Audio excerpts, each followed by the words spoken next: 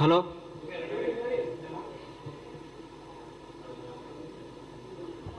Media సోదరులకు, electronic media ప్రతినిధులకు అందరికీ నా హృదయపూర్వక నమస్కారాలు.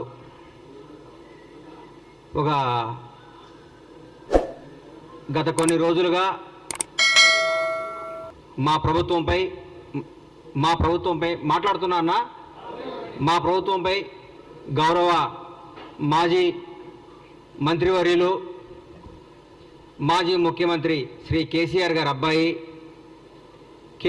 అబ్బాయి అని ఎందుకు అంటున్నానంటే, ఆయన వాళ్ళ నాన్న పేరు చెప్పుకొని రాజకీయాల్లోకి వచ్చారు కాబట్టి, తండ్రి పేరుని అడ్డం పెట్టుకొని అమెరికాలో నుంచి వచ్చి మా నాన్న రాజకీయాలు చేస్తున్నాడు కాబట్టి నేను కూడా చేస్తాను మా నాన్నదని తీసుకొని వాళ్ళ నాన్నగారిని వారసత్వాన్ని పుచ్చుకొని రాజకీయాలు చేస్తున్నాడు కాబట్టి కేసీఆర్ గారి అబ్బాయిగానే మేము చూస్తాం ఆయన్ని.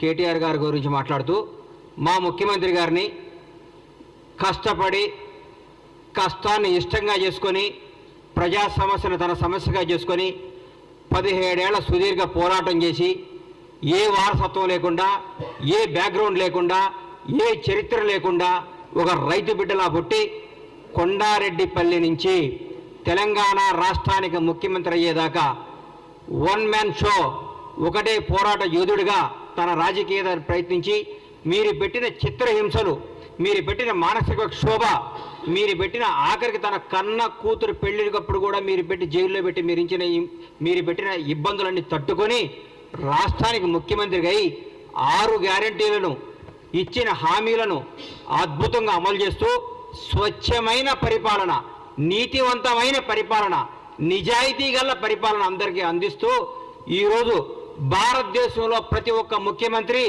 మన ముఖ్యమంత్రి వైపు చూస్తూ రేవంత్ రెడ్డి గారు అద్భుతంగా చేస్తున్నాడు, తెలంగాణ రాష్ట్రంలో పరిపాలన బ్రహ్మాండంగా జరుగుతుంది, నీతివంతమైన పరిపాలన జరుగుతుంది చెప్పుకునే స్థాయికి తీసుకొచ్చినట్టే 2.5 నెలలు 3 నెలలు కూడా కాలేదు. ఈ ప్రభుత్వంలో తట్టుకోలేక బాధపడుతూ కేటీఆర్ గారి చుట్టూ ఏముంటుందంటే, మన చుట్టూ వైఫై ఉన్నట్టు ఆయన చుట్టూ విపరీతంగా ఈగో ఉంటుంది. ఆ ఈగో తెంచుకోవాలంటే కొంచెం కష్టం.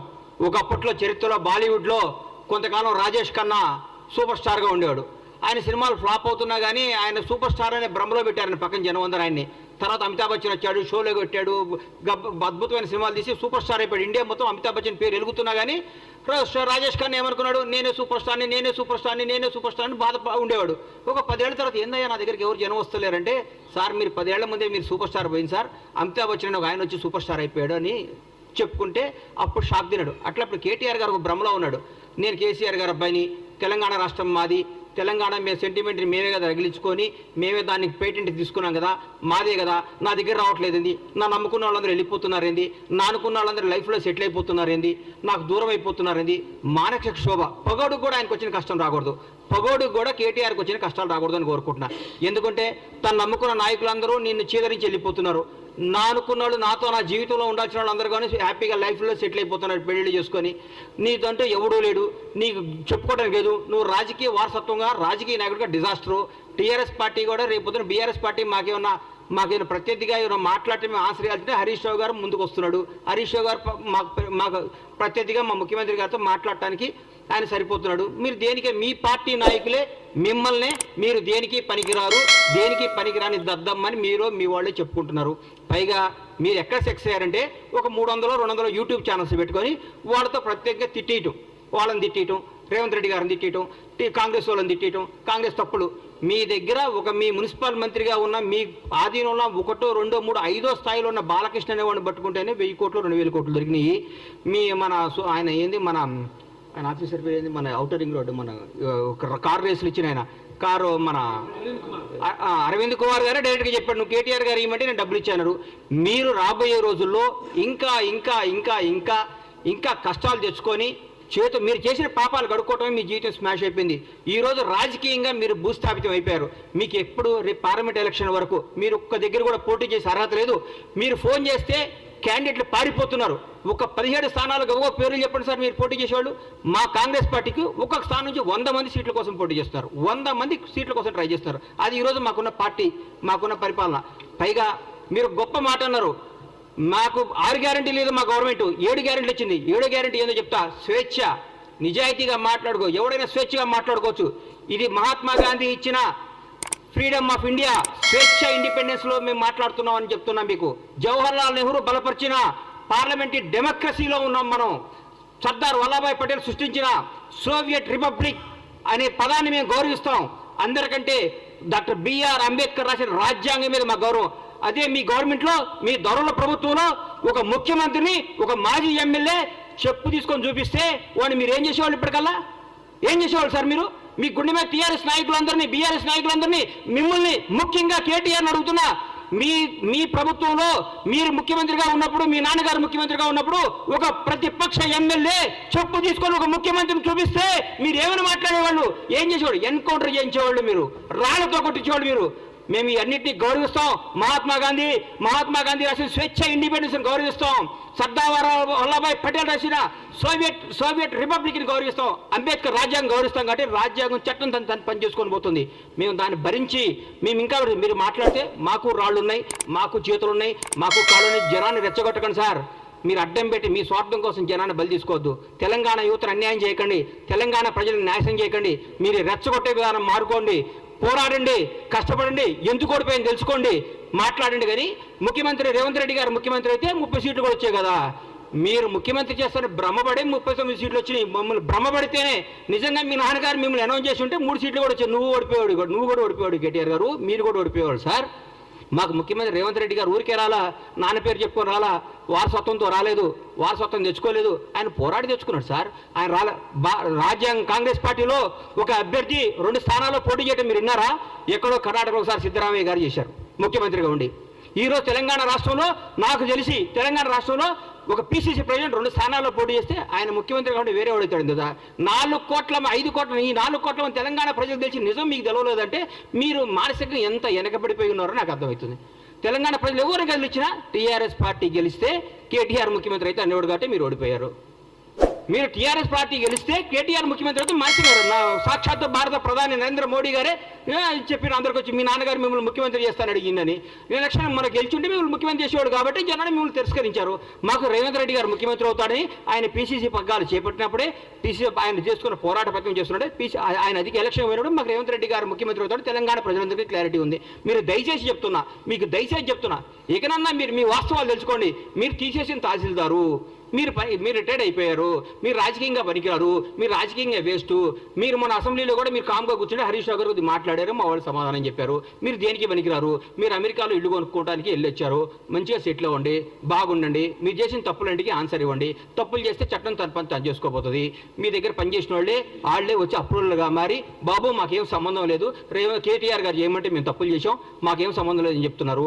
అందరినీ లెక్కలతో తీసి మీ అందరికీ అప్పచెప్తాడు. ఇది తెలంగాణ ప్రజల సొమ్ము, ఇది తెలంగాణ ప్రజల ఆస్తి. దీన్ని ఎవరు దోసుకున్నా ఊరుకోరు, ఎవరు దోసుకున్నా ఒప్పుకోరు. చట్టం తన పని తను చేసుకోబోతుంది.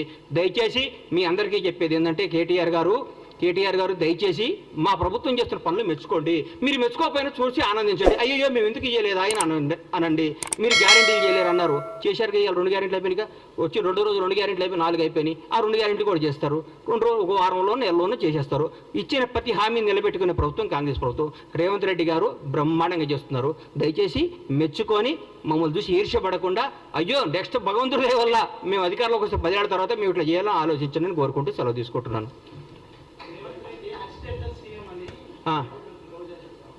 రోజా ఏం చెప్పారండి? రోజా గారి గురించి, రోజా డైమండ్ రాణి, ఆమె గురించి ఏం మాట్లాడతాం? ఆమెకు సీట్ వస్తుందో రాదో డౌటు. రోజా రేవంత్ రెడ్డి యాక్సిడెంటల్ సీఎం కాదు. ఆమె ఎవరి దగ్గర పనిచేస్తుంది? ఆయన యాక్సిడెంట్ సీఎం. రేవంత్ రెడ్డి గారు ఫైటర్. రేవంత్ రెడ్డి గారు ఫైటర్, పోరాడిన యోధుడు.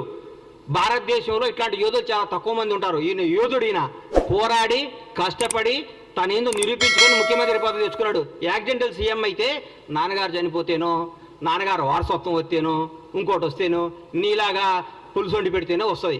నువ్వు పులుసు వండి పెట్టావు కాబట్టి నువ్వు పులుసు పాపవు. నువ్వు వదిలే. నువ్వు రేపో మాపో మాజీ అవుతావు. ఆ మాజీ ఈ మాజీ కలిసి పెట్టి ఇక్కడ వచ్చి జబర్దస్త్ ప్రోగ్రామ్ చేసుకుంటా, పగల జబర్దస్త్ షూటింగు, నైట్ పూట ఏమో మాజీలు కలిసి తాజాగా కేజీలు తెచ్చుకొని పులుసు వండుకొని పెట్టుకోను. అంతేగాని మా ముఖ్యమంత్రి అనే స్థాయి నీది కాదమ్మా తల్లి. నువ్వు ఈ స్థాయి కాదు, నువ్వు ఐటెం రానివి, నువ్వు ఐటెంలానే ఉండు.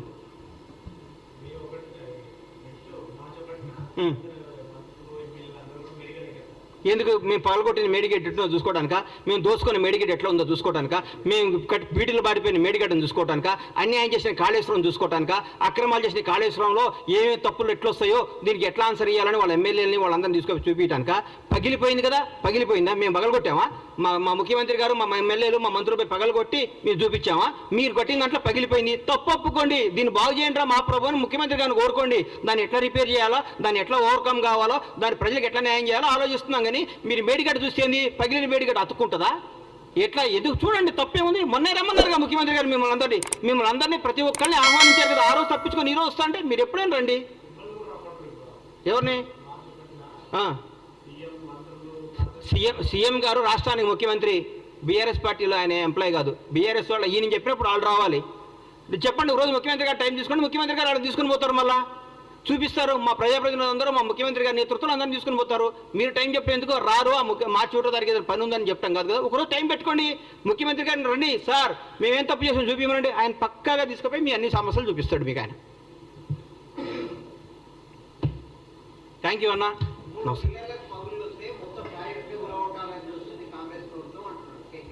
అన్నా ఒకటి గుర్తుపెట్టుకున్నా, ఒంట్లో ఒక ఏళ్ళకి షుగర్ వస్తే కాలు తీసేయరు, ఆ ఏళ్ళు తీసేస్తారు.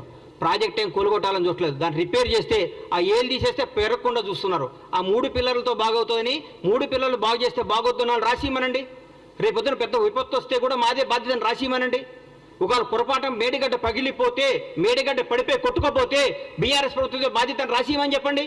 వాళ్ళు చెప్పినట్టు చేస్తారు. రేపొద్దున లక్షల కోట్ల జనం, వేల మంది ప్రాణాలు, కొన్ని కోట్ల ఆస్తులు రెస్పాన్సిబిలిటీ ఎవరు? రాజ్యాంగం. ఎవరు రెస్పాన్సిబిలిటీ? ప్రభుత్వ రెస్పాన్సిబిలిటీ. ఏది మంచో ఏది న్యాయమో అది చూస్తారు. మొత్తం పగిలిపోతే పనికి రానప్పుడు తీసేకేం చేస్తాం సార్?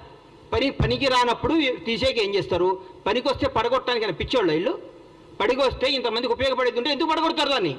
మీరు తప్పు చేస్తున్నారు. మీరు 3 పిల్లర్లు వస్తే, మనిషిలో 3 పిల్లర్లు వస్తే రేపు 3 పిల్లలు 30 పిల్లర్లు కాకుండా దీన్ని అరికట్టాలి. లేకుంటే 3 పిల్లలు రిపేర్ అయితే కథ ఉందని బాగొద్దు వాళ్ళు రాసిమనండి. ఈ మేడిగడ్డ, ఈ కాళేశ్వరం వల్ల ఏ నష్టం వచ్చినా, ఏ విపత్తు వచ్చినా ఏదైనా బాధ్యత మాది అని రాసిమనండి. దాని ప్రకారం పోదాం. రేపైనా పొరపాటు జరగడం జరిగితే కొన్ని వేల ప్రాణాలు, లక్షల ప్రాణాలు పోతాయి, కొన్ని కోట్ల ఆస్తులు అన్యాయం అయిపోతాయి. ఎవరు దానికి రెస్పాన్సిబిలిటీ? నువ్వా కేటీఆర్ రెస్పాన్సిబిలిటీ?